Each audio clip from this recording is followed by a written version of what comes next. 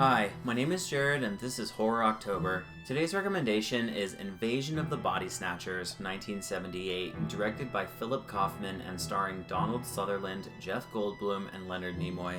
Invasion of the Body Snatchers is a remake of a 1956 movie by the same name, which in turn was based on a 1955 novel by Jack Finney.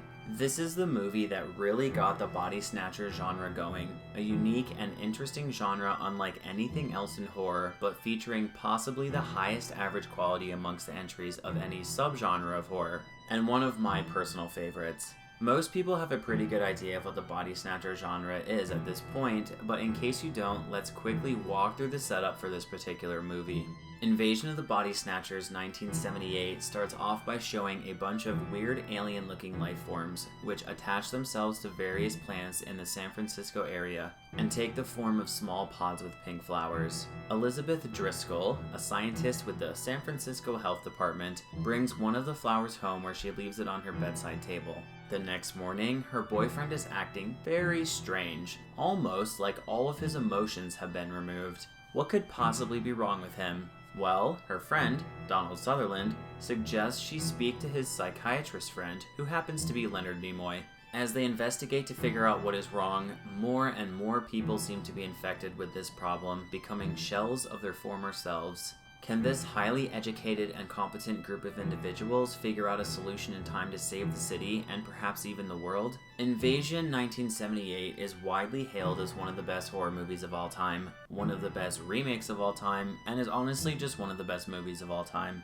The performances are all superb, with Donald Sutherland leading the way in a complex, fantastic performance with tons of nuance and range. Jeff Goldblum is as charismatic as ever, and Leonard Nimoy and Veronica Cartwright do excellent work in their roles. The subgenre is so beautiful, I wanted to talk about it in general for a moment. It is based on something called the Capgras delusion, which is a rare delusion where people start to think their loved ones have been replaced by identical copies with different personalities.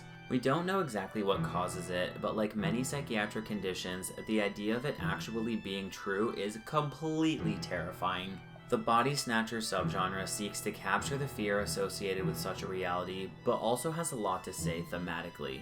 I talked about The Faculty last year, a far inferior movie, but still a fun body snatcher entry. The original theme of these movies was assimilation by the system and a loss of individuality, essentially functioning as a metaphor for communism. People back then were extremely concerned that anyone or everyone could potentially be a Russian informant, disguised and living among us, looking exactly the same, but now working to subvert our systems as we know them. The Cold War is now over, but the fear of the other is a universal human constant. I talk about different fundamental forms of fear in my Psychology of Fear video, and the body snatcher genre does a great job of capturing the fear of extinction, and check that video out for a much more detailed explanation of what that means. Overall, Invasion of the Body Snatchers is one of the best movies in one of the best genres. Many people prefer The Thing by John Carpenter, and I won't argue with that since it's one of my favorite movies of all time and was my actual favorite movie of all time for a while.